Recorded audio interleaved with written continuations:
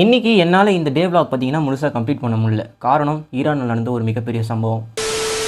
Ramzan மந்த்துக்கான நோம்பில் Sunday எதுவுமா நம்ம நோம்பு வச்சுக்கிட்டு என்ன பண்ணுறோம் அப்படிங்கிறத டே vlog-ஆ எடுக்கலாம்னு சொல்லிட்டு என்னோட வீடியோவை நான் ஸ்டார்ட் பண்ணேன். வழக்கம் போல் காலையிலே எழுந்திரிச்சு பல்லெல்லாம் விளக்கிட்டு ஒழு செஞ்சுக்கிட்டு சஹாருக்கான சாப்பாடு சாப்பிட்டுட்டு உட்காந்துருந்தேன். கொஞ்ச நேரம் கழிச்சு ஃபஜருக்கான தொழுகைக்கு பக்கத்தில் இருக்கிற பள்ளிவாசலுக்கு போயிட்டு தொழுதுட்டு வந்தேன். வீட்டுக்கு வந்து கொஞ்ச நேரம் ஃபோன் பார்த்துட்டு தூங்கிட்டேன்.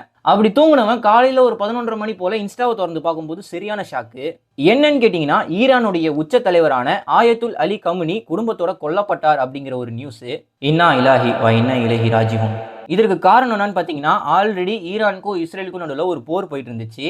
இதற்கு நடுவில் யூஎஸ் அதாவது அமெரிக்கா பார்த்தீங்கன்னா ஈரான் அணுகுண்டு தயாரிக்கிற விஷயத்தில் எதிர்ப்பு தெரிவிச்சுது.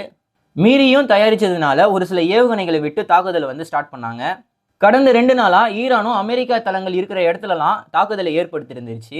இப்படியே போயிட்டு இருக்கும்போது நேற்று இரவு ஈரானுடைய உச்ச தலைவர் அவருடைய குடும்பத்தோட சேர்த்து கொல்லப்பட்டிருக்கார். அது மட்டும் இல்லை, ஈரானில் இருக்கிற ஒரு சில முக்கியமான பர்சன்ஸும் கொல்லப்பட்டிருக்காங்க. லைக் ஒரு உச்ச தலைவரை கொண்டிருக்காங்கன்னா கண்டிப்பாக இது பேசக்கூடிய ஒரு விஷயம்தான். இந்த ஒரு சம்பவத்தை பற்றி சைனாவும் ரஷ்ய அதிபரும் கண்டிச்சிருக்காங்க.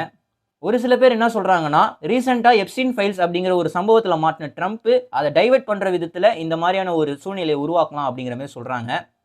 இதற்கு நடுவில் துபாய், கத்தார், குவைத் இது போன்ற ஒரு சில நாடுகள்லாம் பார்த்தீங்கன்னா குண்டு வீச்சு நடந்துக்கிட்டு இருக்கு. அண்ட் அங்கே இருக்கிறவங்க சேஃபாக இருக்கணும் அப்படின்னு சொல்லிட்டு நம்ம ப்ரே பண்ணிக்கலாம். அது மட்டும் இல்லை, இந்த ஒரு போரில் நிறைய குழந்தைகள் இறக்க செய்கிறாங்க. இனியும் எந்த ஒரு உயிரும் இந்த போர் மூலிமா போகக்கூடாது அப்படிங்கிற பட்சத்தில் இறைவன்கிட்ட நம்ம வேண்டிக்கலாம். மதியத்துக்கு அப்புறம் எனக்கு உடம்பு சரியில்லாத காரணத்தினாலையும் இந்த ஒரு சம்பவம் பார்த்ததுக்கப்புறம் என்னால் ஒழுங்காகவும் வீடியோ எடுக்க முடியல. அண்டு இதை பற்றி பேசணுன்னா நிறைய பேசிக்கிட்டே இருக்கலாம். உங்களுடைய கருத்துக்களை கமெண்ட்ஸில் சொல்லிட்டு போயிடுங்க. பை.